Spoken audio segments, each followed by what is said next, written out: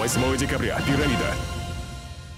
Я быстрее, говорю, Зай, быстрее детей буди, они не поймут, быстрее, все, вот все. Эту ночь они запомнят надолго. Дети спали в одной комнате, а их на тот момент в доме было 5. 3 из них внуки, взрослые в соседней.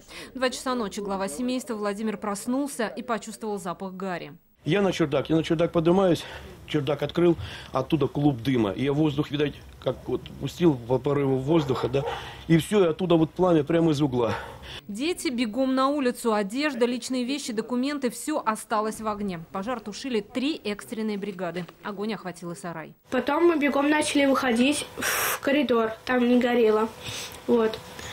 Им дала куртки, шапки не одели.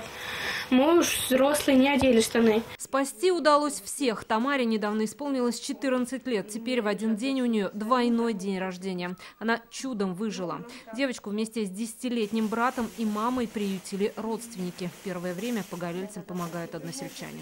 Предлагает жительница села Сухарь свой дом, потому что у них 2 жилья, квартира и дом. И еще одну квартиру также предлагает жительница села Сухарева на временное пользование. Сейчас семья Житковых ищет стройматериалы и детские вещи. У погорельцев ничего не осталось. И даже 5-летний Миша у Деда Мороза теперь просит совсем не игрушки. Куртку, сапоги,